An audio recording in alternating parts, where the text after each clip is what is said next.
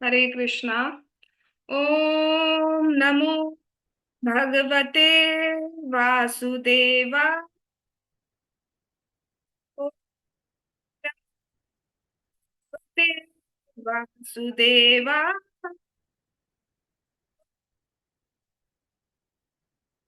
वासुदेवा। हम लोग Shrimad Bhagavatam canto 8 chapter 8 पढ़ रहे थे। और समुद्र मंथन की बात चल रही थी जिसमें लक्ष्मी जी का प्राकट्य हो चुका है और वो अपने लिए वर को चुन रही हैं। तो सब पर उन्होंने विचार किया। किसी में कोई गुण है तो किसी में कोई अवगुण है, किसी में कोई गुण है तो कोई अवगुण है, सब पर विचार कर लिया। सारे देवताओं पर, शिव जी पर, ऋषियों पर, सब पर विचार कर लिया। बट कोई भी उन्हें ऐसा नहीं मिला जो निर्दोष हो, मतलब जिसमें एक भी दोष नहीं हो। कोई भी उन्हें ऐसा नहीं मिला जिसके गुण हमेशा रहते हो। कोई भी उन्हें ऐसा नहीं मिला जो शाश्वत हो। शिव जी शाश्वत थे पर उनमें दूसरा अमंगल सूचक कुछ थे। तो उन्हें कोई भी अपना आश्रय नहीं मिला। तो फाइनली अब उनकी दृष्टि भगवान मुकुंद पर पड़ती है, यानी कि भगवान पर पड़ती है। तो अब क्या होता है, अब देखते हैं। एवं विमृश्य अव्यभिचारि सद्गुणे वरं निजेकाश्रतया गुणाश्रयम् ब्रवे वरं सर्वगुणैरपेक्षितं रमा मुकुन्दं निरपेक्षम् ईप्सितम् एवं विमृश्य व्यभिचारिण सद्गुणे वरं निजैकाश्रयता गुणाश्रयम् ब्रवे वरं सर्वगुणैरपेक्षितं रमा मुकुन्दं निरपेक्षमईप्सितम्। अनुवाद और तात्पर्य बाय श्रीला प्रभुपाद। सुखदेव गोस्वामी ने आगे कहा, इस प्रकार पूरी तरह विचार विमर्श करने के बाद भाग्य की देवी लक्ष्मी ने भगवान मुकुंद को पसंद कर लिया। क्योंकि यद्यपि वे स्वतंत्र हैं और उन्हें उनकी कमी भी नहीं खलती थी, वे समस्त दिव्य गुणों और योग शक्तियों से युक्त हैं, अतएव सर्वाधिक वांछनीय हैं। तात्पर्य, भगवान मुकुंद आत्मनिर्भर है। चूंकि वे पूर्णतया स्वतंत्र है, अतः उन्हें ना ही उनके लक्ष्मी देवी के आश्रय की आवश्यकता थी, ना ही उनके सानिध्य की। फिर भी लक्ष्मी देवी उन्हें पति रूप में स्वीकार किया। तो जब सब पर देखने के बाद, सब पर विचार विमर्श करने के बाद उन्हें कोई भी ऐसा नहीं मिला जिनका वो आश्रय ले सके, जिनको वो पति रूप में चुन सके। तो अब उनकी दृष्टि भगवान पर पड़ती है, मुकुंद पर पड़ती है। और कहती हैं वो मनी मन में कि यही एक व्यक्ति है जो सब मंगलों से युक्त है, जिनमें कोई भी अमंगल नहीं है, कोई भी दोष नहीं है इनमें। बट सिर्फ एक ही बात है कि ये मुझे चाहते नहीं है। लक्ष्मी जी कह रही है कि ये मुझे चाहते नहीं है, सिर्फ एक ही बात है। बाकी जो सब थे, देवता, असुर, वो सब चाहते थे कि लक्ष्मी जी उनका वरण कर लें। वो मतलब एक तरीके से बोला जाए लालसा कर रहे थे कि लक्ष्मी जी आ जाए, लेकिन भगवान उनकी तरफ देख भी नहीं रहे। भगवान वहां उपस्थित है लेकिन भगवान उनकी तरफ देख भी नहीं रहे। तो वो कह रही है इनमें सारे गुण हैं, एक भी ऐसा नहीं है कि इनमें कुछ दोष हो, कुछ अवगुण हो, कुछ भी नहीं है। बट सिर्फ एक ही बात है कि ये मुझे चाहते नहीं है, ये मेरी तरफ देख ही नहीं रहे, तो मुझे चाहेंगे क्या। तो फिर वो कहती है कि ये मुझे चाहते नहीं है, तो ये मेरा वर क्यों करेंगे, क्यों मुझे चुनेंगे। तो कहती हैं कि मनी मन सोच रही है, विचार कर रही है कि इन्हें किसी की आवश्यकता नहीं है। इनके जो गुण हैं जैसे दया हो गया, इनके पास जो सिद्धियां हैं अणिमा आदि भगवान के पास, और तप, बल, ये सारे जो गुण हैं इनकी भी भगवान को कोई आवश्यकता नहीं है। वो किसी की इच्छा नहीं करते, क्यों? ही इज ऑलरेडी परिपूर्ण, वो ऑलरेडी पूर्ण है। उनको किसी की आवश्यकता नहीं है, लेकिन फिर भी वो इन सबको एक्सेप्ट कर लेते हैं। ऐसी जब मैं इनकी दासी बनूंगी, जब मैं इनकी सेविका बनूंगी, तो ये निश्चित रूप से जैसे सबको ये एक्सेप्ट करते आए हैं अपने दया के गुण के कारण, अपने प्रेम के कारण, ये सबको एक्सेप्ट करते आए, ऑल दो इनको कोई आवश्यकता नहीं है, किसी चीज की जरूरत नहीं है, फिर भी एक्सेप्ट कर लेते हैं। ऐसी ऑल दो इनको मेरी भी आवश्यकता नहीं है, भगवान को नहीं चाहिए कि कोई स्त्री हो उन्हें खाना बना के खिलाए, उनको ध्यान रखे, उनको कोई आवश्यकता नहीं है। यहाँ पे लिखा है ना, उनको कभी भी कोई कमी नहीं खलती, भगवान इस परिपूर्ण। लेकिन स्टिल क्योंकि मैं चाहती हूं ऐसा, और वो सबसे प्रेम करते हैं, वो बहुत दयावान है, तो निश्चित रूप से मुझे भी स्वीकार करेंगे, ऐसा वो सोच रही हैं। तो किस तरीके के हैं भगवान, तो यहाँ पे बात की जा रही है, जो वो तीन गुण ऊपर देख रही थी, क्या क्या देख रही थी, निर्दोष, की कोई भी दोष नहीं हो, तो भगवान में ढूंढने पर भी कोई दोष नहीं मिलेगा, भगवान में कोई दोष नहीं है। दूसरी बात, वो चाहती थी नित्य हो, तो भगवान नित्य हैं, भगवान हमेशा से रहते हैं, सच्चिदानंद है भगवान, कभी खत्म नहीं होते। तीसरी बात थी सदा, उनके गुण जो है वो सदा रहते हैं, ऐसा नहीं है कि आज है कल गरीब हो जाए भगवान, कल भगवान को नौकरी करनी पड़ जाए, ऐसा नहीं होता है, भगवान हमेशा धनवान रहते हैं। ऐसा नहीं है भगवान का बल चला गया और भगवान को जिम जाना पड़ रहा हो कि चलो आप दोबारा पावर गेन करते हैं, तो ऐसा कभी नहीं करना पड़ता, हमेशा उनके गुण बने रहते हैं। और एक शब्द यहाँ पे लिखा गया है, स्वतंत्र, भगवान के लिए यहाँ पे यूज किया गया है स्वतंत्र है भगवान। दैट मीन्स उनके जो गुण है वो स्वतः सिद्ध है। हमें अगर कोई गुण चाहिए, फॉर एग्जाम्पल किसी को जो गुण है, जैसे किसी को सुंदर बनना है सपोज फॉर एग्जाम्पल, अब उसके लिए उसको कुछ करना पड़ेगा ना, जो भी आजकल चलता है ये कॉस्मेटिक और ये सब चीजें करना जो भी होते हैं, वो अप्लाई करनी पड़ेगी। उसके बाद जाके कहीं थोड़ा बहुत हम मान लें सुंदर हो गए हो जाएंगे, ठीक है। लेकिन भगवान को कोई गुण लेने के लिए कुछ करना नहीं पड़ता, उनमें गुण ऑलरेडी है। हमें हमें सपोज कुछ ही चीज की नॉलेज लेनी है, तो उसकी नॉलेज लेने के लिए हमें क्या करना होगा, हमें पढ़ना पड़ेगा, एक टीचर एक्सेप्ट करने पड़ेगा, ठीक है, डेली प्रैक्टिस करनी पड़ेगी। उसके बाद हमें उस चीज का नॉलेज या उस चीज का ज्ञान हो जाएगा। भगवान को किसी का ज्ञान लेने के लिए स्कूल नहीं जाना पड़ता, भगवान को कॉलेज नहीं जाना पड़ता, कुछ ज्ञान ऐसे एफर्ट्स करके नहीं गेन करना होता, वो सता ही उनमें ज्ञान है। भगवान को धन कमाने के लिए कोई जॉब ही नहीं करनी पड़ती, कोई बिजनेस नहीं स्टार्ट करना पड़ता, हमें करना पड़ता है। पैसा चाहिए तो हम जॉब कर रहे हैं, पढ़ रहे हैं, फिर आगे चल के जॉब कर रहे हैं या बिजनेस कर रहे हैं, वॉट एवर। लेकिन भगवान को ऐसा नहीं करना पड़ता, ऑलरेडी धनवान है, सब कुछ है उनपे। और धन हो गया, बल हो गया, सौंदर्य हो गया, और और भगवान को विरक्त होने के लिए भी कुछ नहीं करना पड़ता, हमें तो अपने सेंसेस कंट्रोल करने पड़ते हैं कि चलो ये नहीं करेंगे, ना ना ना, नो नो नो, ये नहीं दिखना चाहिए, ये नहीं खाना चाहिए, ये नहीं पहनना चाहिए, इस टाइप से हम कंट्रोल करते हैं। लेकिन भगवान को ऐसा नहीं करना पड़ता, वो ऑलरेडी रखते हैं, उनके सामने सब कुछ रख दिया जाए, सारी भोग की सामग्री रख दिया जाए, स्टिल ही विल बी रिनंसिएट, उन्हें बिल्कुल भी उसमें इंडल्ज नहीं होंगे कि हाँ चलो एक बार देख ही लेता हूँ। तो ऐसा नहीं होगा, हमें तो रोकना पड़ेगा अपने आप को, वहां से चले जाते हैं, दोबारा मन कराएगा, हम कहेंगे ना कि उस जगह ज्यादा देर नहीं रहते हैं, हमारा मन कर सकता है, हम चले जाते हैं। लेकिन भगवान अगर वहां है और वहां पे सारी चीजें अवेलेबल है, स्टिल ही विल बी रिनंसिएट। ये भगवान की शक्ति है, भगवान के गुण है। तो उनके जो गुण है उसके लिए, उसको गेन करने के लिए उन्हें कुछ करना नहीं पड़ता, वो स्वतः सिद्ध गुण है, वो भगवान में है। इवन भगवान से हम में कुछ कुछ कुछ कुछ ड्रॉप्स फॉर्म में वो गुण आ गए, कोई थोड़ा सा सुंदर है, कोई थोड़ा सा बलवान है, कोई थोड़ा सा धनवान है, कोई थोड़ा सा फेम है। भगवान को फेम होने के लिए ये नहीं कि यूट्यूब चैनल स्टार्ट करना पड़ रहा और उसमें रील्स डालनी पड़ रही हो ऐसा भगवान को कुछ नहीं करना पड़ता, ऑलरेडी फेमस है, इतने फेमस है कि पीढ़ियां पे पीढ़ियां, जनरेशन पे जनरेशन जाती जा रही है, जाती जा रही है, जाती जा रही है, लेकिन भगवान का नाम अभी भी है, दैट इज हरे कृष्णा कृष्णा कृष्णा हरे हरे, हरे राम राम राम हरे हरे। हमसे आपसे पूछा जाए पापा के पापा के पापा के पापा के पापा कौन थे, तो हम नहीं बता पाएंगे। ये तो मैंने फिर भी बहुत लंबी चेन बोल दी, मैं पापा के पापा बोल दूं तो भी नहीं बता पाएंगे। बहुत अगर किसी के चलो बात होती है कि नाम बता दिया, मैं पूछूं कौन से स्कूल में पढ़े थे, तो नहीं बता पाएंगे। बट भगवान knows everything, he knows each and everything, आपके कितने जन्म हुए, मेरे कितने जन्म हुए, सबके कितने जन्म हुए, किसमें क्या क्या इच्छाएं करी है, कब उनकी तरफ ध्यान दिया है, कब नहीं दिया है, हमारा कौन सी स्ट्रेंथ है जिससे हम उनकी तरफ जाते हैं, हमारी कौन सी ऐसी वीकनेस है जिसकी वजह से हम इंडल्ज हो रहे हैं सेंस ग्रेटिफिकेशन में, ही नोज एवरीथिंग। और उनको पता है आपकी जो वीकनेस है उसकी काट क्या है, वो भी जानते हैं। आपकी मतलब मैं अपने को भी इंक्लूड कर रही हूँ, हमारी वीकनेस की क्या काट है वो जानते हैं। और उसी तरीके से फिर हमारी लाइफ में प्रॉब्लम आएंगी, सो दैट वो हट जाए और हम भगवान के करीब जा पाए। उस टाइम ऑल्दो हमें लग सकता है क्यों आ रहा है, क्यों आ रहा है, क्यों आ रहा है, हम तो भक्ति कर रहे हैं, हमारे में दुख क्यों आ रहा है। बट वो दुख नहीं है, जब उसका रिजल्ट मिलेगा। जैसे पोलियो ड्रॉप जब पिलाई जाती है तो स्टार्टिंग में कड़वी लगती है, बट अल्टीमेटली उसका एम ये होता है कि बाद में हमें पोलियो ना हो। तो बाद में हमें प्रॉब्लम नहीं हो, हम भगवान से दूर रह के प्रॉब्लम्स में ही है, वो ना हो, इसलिए हमें आती है।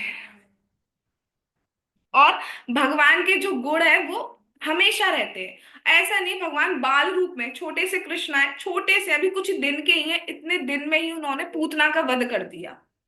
कोई एक छोटा बच्चा कर सकता है कि चलो भैया 10 साल लगेंगे तब उसके पास कुछ शक्ति आएगी तब जाके वो मारेगा? छोटा बच्चा, कुछ दिन का बच्चा तो नहीं कर सकता। तो भगवान के जो गुण है वो हमेशा ही रहते हैं। भगवान 125 साल के हैं इस धराधाम पर, तब भी उतनी ही शक्ति है।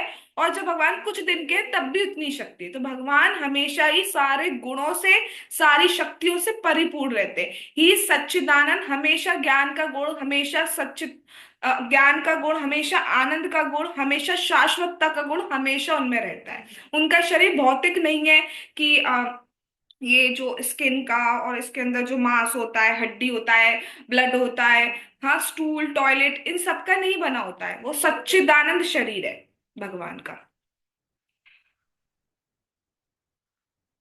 हमें जो शरीर प्राप्त हुआ है ये प्रकृति से प्राप्त हुआ है, तो इसमें जो 5 तत्व होते हैं वो होते हैं, है ना, और बाकी इन सबसे ये सारा बॉडी बनता है। हम चाहें तो हम अपने बाल अलग कर सकते हैं।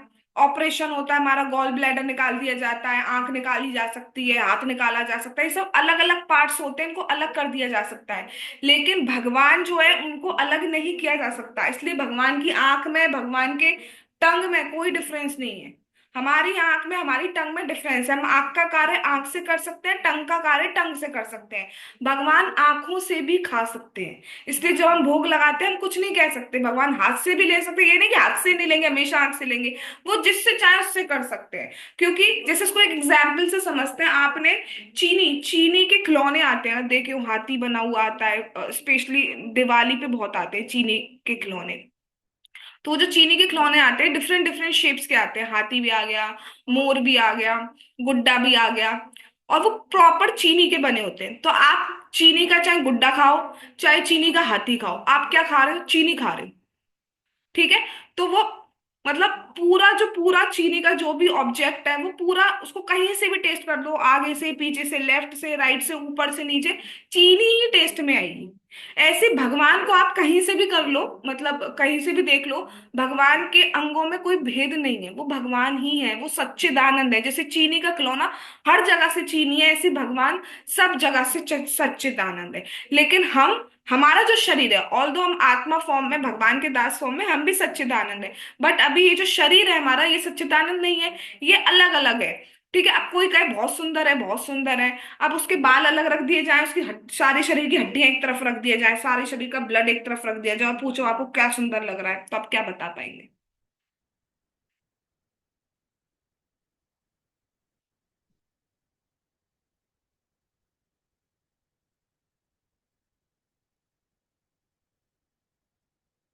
तो श्री जी ने देखा कि उनके एकमात्र आश्रय कौन है? स्वयं विष्णु, स्वयं भगवान मुकुंद है। मुकुंद नाम पर एक और चीज कही जा रही है, मुकुंद ही वर्ड क्यों बोला गया? भगवान के बहुत नाम है, भगवान अजित भगवान के रूप में यहाँ पर है, तो अजित यूज करते। मुकुंद यहाँ पे क्यों फोकस किया जा रहा है? क्योंकि मुकुंद का अर्थ है दा। दा मीन्स क्या? मतलब लास्ट का जो दा दिख रहा है, दैट रिप्रेजेंट देने वाले। भगवान किसी से कुछ लेते नहीं है, भगवान देने ही वाले हैं। और अगर आप उन्हें कुछ दे रहे हो, आप उन्हें भोग लगा रहे हो, आप उन्हें पत्र दे रहे हो, पुष्प दे रहे हो, फल दे रहे हो, जल दे रहे हो, कुछ भी दे रहे हो, ऑल दो भगवान को जरूरत नहीं है कि आप पानी नहीं पिला रहे तो भगवान पानी की प्यासे हुए हैं, पानी दे दो, पानी दे दो, ऐसे कर रहे हैं, या आप कुछ खिला नहीं रहे तो भगवान कह रहे हैं, हाय हाय भूख भूख। ऐसा कुछ नहीं है। देने वाले, अगर आप देते हो तो वो आपका एक्सेप्ट कर लेते हैं, उनको आवश्यकता नहीं है फिर भी ले लेते हैं प्रेम के कारण। वो देते हैं, और जब आप देते हो ना तो उसके रिटर्न में आपको बहुत कुछ देते हैं। और मुकुंद क्यों कह रहे हैं? दो अर्थ बताए जाते हैं मुकुंद के। पहला, मुक्ति को देने वाले हैं, इतना प्रेम करते हैं मुक्ति भी दे देंगे। दूसरी बात, मुक्ति को भी जो कुल सिद्ध, मतलब मुक्ति का जो सुख है वो भी कुछ नहीं है उनके प्रेम के आगे। वो अपना ऐसा प्रेम देते हैं, वो अपना गोलोक धाम ऐसा देते हैं कि मुक्ति भी कुछ नहीं है उनके आगे। तो भगवान सिर्फ देते हैं, ऑल दो उन्हें लक्ष्मी जी की आवश्यकता नहीं है स्त्री रूप में, लेकिन फिर भी क्योंकि वो रहना चाहती हैं, वो उनको समर्पित होना चाहती हैं, तो भगवान एक्सेप्ट कर लेते हैं। तो भगवान सिर्फ देना जानते हैं, भगवान लेना नहीं जानते। तो जो कुछ भी एक्सेप्ट करते हैं भगवान, वो हम पर दया के कारण, हमसे प्रेम के कारण करते हैं, उन्हें आवश्यकता नहीं है भगवान को। तो यहाँ पर हमें क्या शिक्षा मिल रही है कि जैसे हमारी भी भगवान को आवश्यकता नहीं है, कि हमारे बिना काम नहीं हो पा रहा है भगवान का, बट अगर हम उन्हें समर्पित होना चाहते हैं, हम उन्हें कुछ भी प्रेम से देते हैं या हल्का सा भी प्रेम करते हैं, तो भगवान हमें एक्सेप्ट कर लेते हैं। भगवान को आवश्यकता नहीं है, इस जगत में हर कोई आवश्यकता के लिए एक दूसरे को एक्सेप्ट कर रहा होता है, किसी को किसी ना किसी चीज का अभाव होता है, कमी होती है। अब जैसे मैं थोड़ा फ्रेंकली बोलूं, तो कोई लड़का या कोई लड़की है, तो लड़का कभी ये नहीं सोचेगा कि चलो मैं किसी अनाथ लड़की से शादी कर लेता हूँ, नहीं, वो क्या सोचेगा कि भैया मेरे घर में अब काम वाम तो सेट हो नहीं पा रहा है। लड़कियों का भी यही चल रहा है, मैं किसी लड़के का साथ नहीं दे रही हूँ, ना मैं किसी लड़की का साथ दे रही हूँ, मैं एक जनरल बात बता रही हूँ। काम वाम तो नहीं है, थोड़ा हेल्प मिल जाएगी, सहायता मिल जाएगी खाने पीने में और सब चीजों में, ऐसी लड़की सोचती है कहाँ सहायता मिल जाएगी। ये मैंने सिर्फ एक खाने का एग्जाम्पल दिया है, बाकी बहुत सारी आवश्यकताएं होती हैं, उसको आप उसमें इंक्लूड कर सकते हो। तो कुछ ना कुछ अभाव होता है हमारे पास, तब हम एक्सेप्ट करते हैं, ये नहीं सोचेंगे कि हाँ बेचारी है, चलो इसको कर लेता हूँ, ऐसा तो कोई नहीं सोचता बेचारी को कर लेता हूँ या बेचारे को कर लेती हूँ, कोई कोई नहीं करेगा, कोई वरण नहीं करेगा, राइट। तो यहाँ पर भगवान सिर्फ प्रेम के कारण और दया के कारण एक्सेप्ट कर रहे हैं, और दो उन्हें कोई आवश्यकता नहीं है। तो उन्होंने सोचा कि ये ही है जिनका मैं आश्रय ले सकती हूँ, और कोई नहीं है। उसके बाद क्या हुआ, उन्होंने भगवान का वरण किया। तस्यांसदेशाौशति नव कंजमालाम माद्यन् मधुव्रत वरुथा गिरोपकुष्टाम तस्तो निधाय निकटे तदुरा स्वधामा सव्रीडहास विकसयन् नयनेन याता। भगवान के पास जाकर लक्ष्मी जी ने नवीन कमलों की पुष्पों की माला उनके गले में पहना दी, जिसके चारों ओर मधु की खोज में भौरे गुंजार कर रहे थे। तब भगवान के वक्ष स्थल पर स्थान पाने की आशा से वे उनकी बगल में खड़ी रही, और उनका मुख लज्जा से मुस्कुरा रहा था। तो अब उन्होंने डिसाइड कर लिया कि ये ही है, इन्हीं को मुझे एक्सेप्ट करना है। तो वो भगवान के पास जाती हैं, और उनके हाथ में माला थी, ये हम पहले ही पढ़ चुके हैं। तो उनके हाथ में बहुत सुंदर माला है। माला की विशेषता दोबारा बताई जा रही है कि बिल्कुल नए नए खिले हुए जो कमल के पुष्प होते हैं, बिल्कुल नए खिले हुए वैसे कमल के पुष्प एकदम ताजा और बहुत सुंदर है, और इतनी खुशबू आ रही है, इतनी सुगंधित है कि जो भौरे है ना उसमें गुंजार कर रहे हैं, और उसमें ध्वनि आ रही है, क्योंकि भौरे ऐसा जो साउंड करते हैं ना उसकी आवाज भी आ रही है। तो वो साउंड करती हुई माला भगवान को लक्ष्मी जी ने पहना दी। आपने कोई माला ऐसी नहीं देख रही होगी जिसमें भौरे गुंजार कर रहे हैं, तो हम सोच भी नहीं सकते, it is out of our imagination.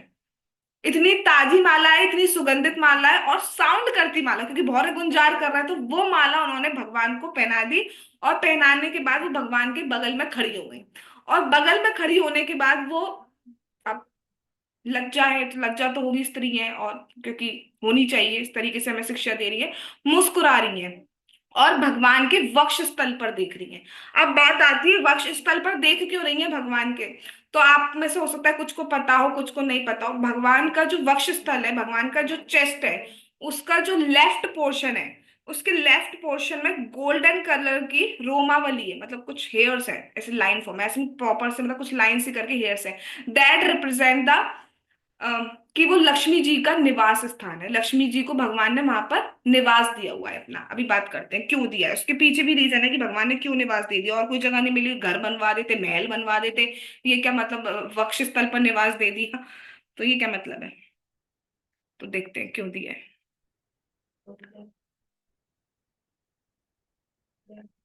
तस्या श्रियस्त्रिजगतो जनको जनन्या वक्षो निवासं करोत् परमं विभूतये श्रीस्वप्रजा सकरुणेन निरीक्षणेन यत्रास्थिते ध्येयत् साधिपतेस्त्रिलोकान्।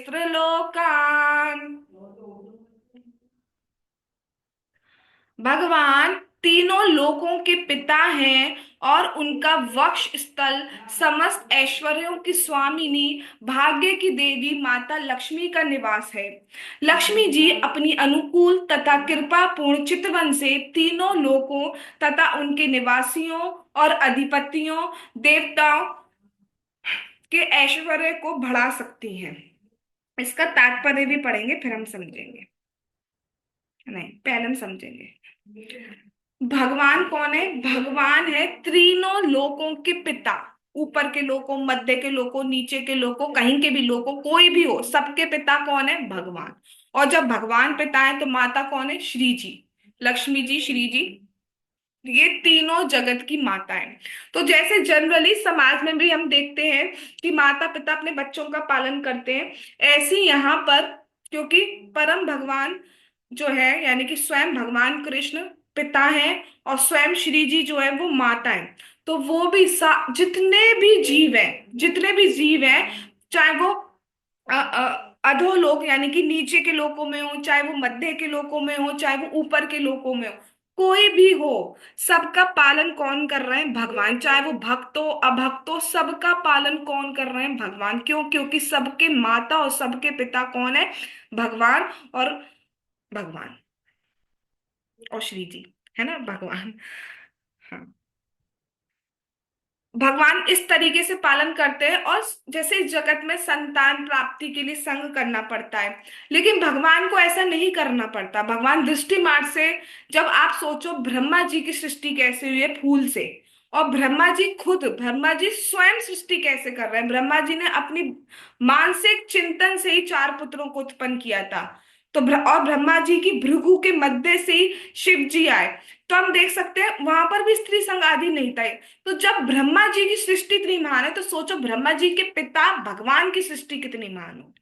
तो भगवान की सृष्टि बहुत महान है और भगवान सबका पालन पोषण कर रहे हैं।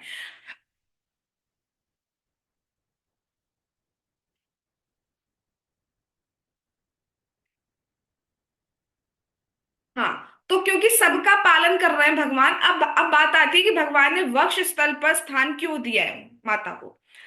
तो यहाँ पे एक बहुत सुंदर बात की जा रही है। अब वो क्यों दिया है उसका आंसर आपको तात्पर्य में मिलेगा, तो पहले हम तात्पर्य पढ़ेंगे। लक्ष्मी जी की इच्छा अनुसार भगवान ने अपने वक्ष स्थल को उनका वास स्थान बना दिया, जिससे वो अपनी चितवन से हरेक को, देवता हो चाहे सामान्य मनुष्य हो, को भी उपकृत कर सके। अभी समझाऊंगी। दूसरे शब्दों में, चूंकि लक्ष्मी जी नारायण के वक्ष स्थल पर निवास करती हैं, अतएव जो भी भक्त नारायण की पूजा करता है उसे वो देखती हैं। और जब वो ये जान लेती हैं कि कोई भक्त नारायण की भक्ति करने के पक्ष में है, तो वो उसे सारे ऐश्वर्य का सहज वरदान देने को उद्यत हो जाती हैं। कर्मी जन लक्ष्मी जी की कृपा तथा पक्षी पाने का प्रयास करते हैं, किंतु नारायण के भक्त ना होने से उनका ऐश्वर्य डगमगा जाता है।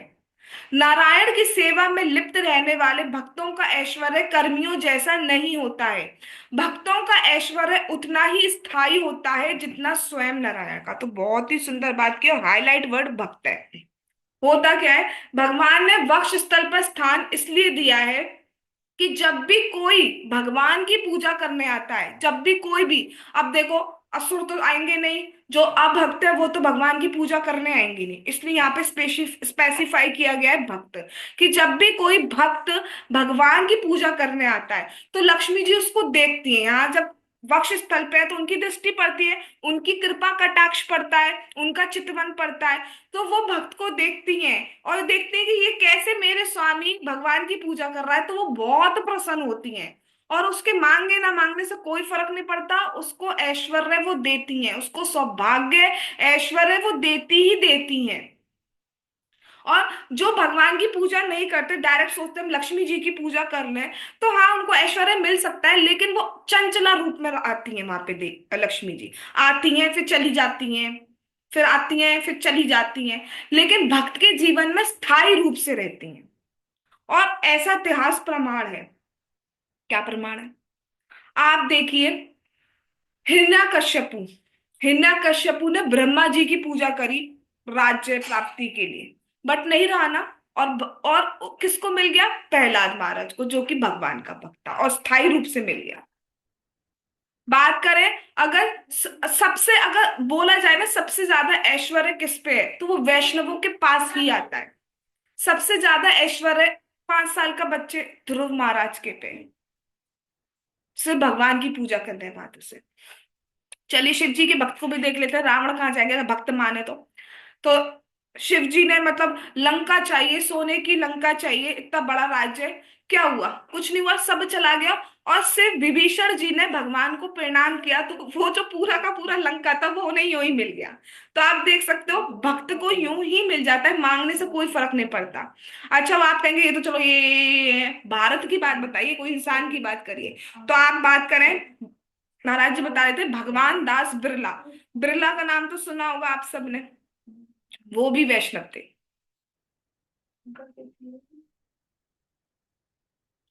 तो आप अगर भगवान की पूजा करते हैं तो लक्ष्मी जी आपके जीवन में आएंगी। लक्ष्मी का अर्थ सिर्फ धन नहीं होता, सफलता, संपन्नता, सौभाग्य, पॉजिटिविटी, ये सब कुछ आता है। बात इतनी होती है हम अपने आप को भक्त मानने लगते हैं, वाकई में भक्त की तरह कार्य करना चाहिए। तो भगवान ने क्यों स्थान दिया है? कि सो दैट भक्तों पर उनका चितवन पड़े, उनकी कृपा कटाक्ष पड़े। तो यहाँ पर बात किया कि इससे क्या हुआ, उन्होंने देवताओं, क्योंकि देवता भगवान के भक्त हैं, वो उनके समर्पित है, तो उन्होंने देवताओं की तरफ देखा लक्ष्मी जी ने, और उनकी शक्ति, उनकी प्रसन्नता आदि सब बढ़ गए। बट उन्होंने असुरों की तरफ नहीं देखा। क्यों? क्योंकि असुर जो थे वो भगवान के विमुख रहते, तो जो भगवान के विमुख रहते हैं उनके ऊपर लक्ष्मी जी की कृपा नहीं होती। क्यों? क्योंकि प्रसन्न नहीं होती है। वो कैसे प्रसन्न हो जाएंगी जो उनके स्वामी को प्रसन्न नहीं करे? सपोज कोई एक इंसान है जो आपकी बहुत रेस्पेक्ट करे, आपको बहुत माने, लेकिन आपके माता पिता को नहीं माने, तो आपको अच्छा लगेगा? आप चाहे वो आपके लिए कुछ भी कर ले फिर भी आप उस पर ध्यान नहीं दे पाओगे, राइट? ऐसी लक्ष्मी जी का है कि वो ये चाहती है कि मैं जिनकी आश्रित हूँ मेरे स्वामी का भजन करें, तो वो स्वयं प्रसन्न हो जाती है। और जो डायरेक्ट लक्ष्मी जी पे जाता है उनसे वो प्रसन्न उतनी नहीं हो पाती, इसलिए वो आती जाती रहती।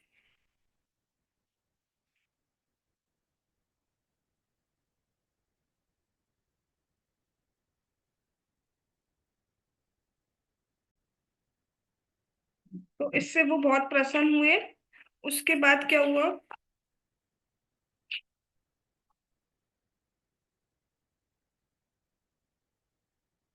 हाँ, और इसमें हाँ, महाराज जी शीला प्रभुपाद जी का भी नाम लेते हैं। प्रभुपाद जी 40 रुपए लेके गए थे विदेश में, और जब प्रभुपाद जी इस धराधाम से गए तब 40 अरबों की संपत्ति छोड़ के गए। अब उसके लिए उन्होंने कोई बिजनेस कोई ये सब नहीं किया, पूरा जीवन भक्ति में दिया है, आप सभी जानते हैं, अपने पे खर्च नहीं किया है। स्वयं आती ही है लक्ष्मी जो भगवान का भजन करता है। जहां पर पहले मांस मदिरा ये सब मिलता था, वहां पे अब महाप्रसाद मिलने लगा है शिला प्रभुपाद जी की कृपा से, क्योंकि टेम्पल बन गए। चलिए, तो इस तरीके से जब माला पहनाई तब क्या हुआ? शंख तूर्य मृदंगानां वादित्राणां प्रतुस्वना देवानुगानां शास्त्रीणां नृत्ययातां गायतां बभूत। तब गंधर्व तथा चारण लोकों के निवासियों ने अपने अपने वाद्य यंत्र जैसे शंख तुरई ढोल बजाए और अपनी अपनी पत्नियों के साथ नाचने गाने लगे। तो भाई विवाह हो रहा है, तो विवाह का अवसर होगा, तो शहनाइयां शंख तुरई मृदंग ढोल ये सब बजने लगे और सब नृत्य करने लगे, सब बहुत प्रसन्न है। सारे देवता बहुत प्रसन्न है, असुर प्रसन्न नहीं है। अभी आएगा आपके सामने। ब्रह्म रुद्रांगि रोमोक्या सर्वे विश्व सृजो विभुम ईडीरे वित्त थैर्मंत्रे तल्लिंगे पुष्प वर्षिणा। ब्रह्मा जी, शिव जी, अंगिरा मुनि तथा विश्व व्यवस्था के ऐसे निदेशकों ने फूल बरसाए और भगवान की दिव्य महिमा के सूचक मंत्रों का उच्चारण किया। तो फिर क्या हुआ, ब्रह्मा जी आ गया, शिव जी आए, अंगिरा जी आए, और बहुत बहुत से जो मैनेजर्स हैं वो सब आए, और सब ने फूल की वर्षा की और भगवान की स्तुति की। और स्तुति की तो ऐसी की है जो दिव्य महिमा का गुणगान करती है, भगवान की स्तुति को मतलब जो यथार्थ है वैसे ही गाया। यथार्थ मतलब भगवान की महिमा को कोई पूरा पूरा बता ही नहीं सकता, थोड़ी ही बता सकता। तो भगवान की महिमा जिसको जितनी पता है वो उतनी बता रहा है। इस जगत में क्या होता है, कोई किसी की प्रशंसा कर रहा है तो वो झूठी प्रशंसा होती है, झूठी ही होती है, उसमें वो गुण होते ही नहीं है। बोल दिए जाते बट वो गुण होते ही नहीं है, उतनी मात्रा में नहीं होते जितनी जितनी तरीके से बताए जाते हैं। या होते भी हैं तो कुछ टाइम के होते हैं, फिर वो चले जाते हैं, राइट। लेकिन भगवान के गुण ऐसे हैं कि जितना बताया जाए उतना कम है। तो और ये जो सब है ना, ये शिव जी हो गए, ब्रह्मा जी, ये बहुत प्रसन्न होते हैं भगवान, इनको बस एक अपॉर्चुनिटी, एक चांस चाहिए होता है कि चांस मिले और हम बोलें भगवान के बारे में। एक चांस मिले और हम बोलें भगवान के बारे में। यही एक भक्त की पहचान होती है, आप देख सकते हो। आप जब देखोगे ना, शुद्ध भक्तों को देखोगे, आप इस्कॉन में भी जब आप देखोगे, तो कौन कितना ज्यादा भगवान के बारे में बात करने के लिए, भगवान के बारे में बताने के लिए उत्सुक है, उससे आप समझ जाओगे कौन कितना बड़ा भक्त है। ऐसा कहते हैं। तो वो बहुत ज्यादा, जैसे उन्हें चांस मिलता है वो भगवान की प्रशंसा ही करते रहते हैं। तो बहुत सारे मंत्रों का गान हुआ, भगवान की महिमा का उच्चारण हो रहा है। फिर क्या हुआ, श्रियावलोकिता देवा सा प्रजापतया प्रजा शीलादि गुण संपन्ना ले बिरे निवृत्ति पराम। सभी प्रजापतियों तथा उनकी प्रजा सहित सारे देवता लक्ष्मी जी की चितवन से धन्य होकर तुरंत ही अच्छे आचरण तथा दिव्य गुणों से संपन्न हो गए। इस तरह वे अत्यधिक संतुष्ट हो गए, क्योंकि सारे भक्त जो थे वो देवता है, प्रजापति, ये सब बहुत प्रसन्न हो रहे हैं। तो इनके ऊपर लक्ष्मी जी ने अपनी चितवन, अपनी कृपा कटाक्ष डाली, और जैसे ही लक्ष्मी जी ने देखा ये बहुत अच्छे आचरण, सारे शील गुण उनके अंदर आ गए, दिव्य गुण उनमें आ गए, तुष्ट हो गए सब और बहुत प्रसन्न हो गए, अंदर ही अंदर आनंद उमड़ रहा है। लेकिन दानव ने ऐसा नहीं किया था, वो तो भैया गुस्सा हो रहे थे कि ये क्यों उनके पास चली गई हैं। तो जब वो उन्होंने भगवान की शरण नहीं ली तो उन्हें प्रसन्न, लक्ष्मी जी भी प्रसन्न नहीं हुई कि भगवान की शरण नहीं लिए। तो उन्होंने क्या करा, निसत्वा लोलुपाराजन निरुद्ध योग गत्रपा यदा चोपेक्षिता लक्ष्म्या बभूवुर्दैत्य दानवा। हे राजा, लक्ष्मी द्वारा उपेक्षित हो जाने पर असुर तथा राक्षस अत्यंत निराश, मोहग्रस्त तथा हतप्रभ हो गए और इस तरह वे निर्लज्ज बन गए। तो लक्ष्मी जी द्वारा इग्नोर, उपेक्षित मतलब इग्नोर किए जाने पर, उन्होंने नहीं ध्यान दिया, तो राक्षस असुर क्या हो गए, बहुत निराश हो गए, मोहग्रस्त, मोह में आ गए, और उन्हें निर्लज्ज बने, उन्हें कुछ भी समझ नहीं, ये क्या करना चाहिए क्या नहीं करना चाहिए, इसको मारो उसको मारो, अपने लिए कुछ भी करो, मुझे जो पाना है वो पाना है। उनका गुण, जो गुण था वो बहुत राजसी तामसिक गुण ही बढ़ता जा रहा था, मुझे अपने लिए चाहिए, ये करना है वो करना है। तो बहुत ही ज्यादा मुंह में वो आ गए, इसे मारो उसे मारो, और निर्लज बन गए। अब क्या हुआ, अब ये सब हो गया, लेकिन अभी भी अमृत तो नहीं निकला है, लक्ष्मी जी तो आ गई हैं, अमृत तो नहीं निकला है। तो अब क्या हुआ, अब दोबारा से समुद्र मंथन स्टार्ट करेंगे। तो अब क्या करेंगे, 12 रत्न निकले जा चुके हैं, 2 रत्न बचे हैं। ठीक है, अब वो 2 रत्न कल निकलेंगे, कल ही निकलेंगे, दोनों रत्न हम कल ही निकलवा देंगे। ठीक है। बाकी अब क्या निकलते हैं वो एक तो आप सभी जानते हैं ऑफ कोर्स क्या निकलेगा, और एक रत्न है जो आप सोच भी नहीं सकते हैं, वो रत्न निकलेगा, और उसे रत्न क्यों कहा जा रहा है मैं भी नहीं समझ पाई हूँ। ठीक है। तो वो जो निकलेगा वो कल निकलेंगे, और भगवान ने चाहा तो इसको हम कल कंप्लीट करेंगे। आज हम यही रुकते हैं। जगत गुरु शीला प्रभुपाद की जय। श्रीमद् भागवतम महापुराण की जय। श्री श्री गौर निताई की जय। श्री श्री कृष्ण बलराम की जय। श्री श्री ललिता विशाखा राधे श्याम की जय। श्री वृंदावन धाम की जय। हरे कृष्ण महामंत्र की जय। श्री जगन्नाथ श्री बलदेव श्री सुभद्रा महारानी की जय। निताई गौर प्रेमानंदे हरि हरि बोल। हरे कृष्णा कृष्ण कृष्ण हरे हरे, हरे राम राम राम हरे हरे। वंशकल्पतरुभ्यश्च कृपा सिंधु भय एव च पतितानां पावनेभ्यो वैष्णवेभ्यो नमो नमः। All glories to assembled devotees. Hare Krishna. Thanks for coming.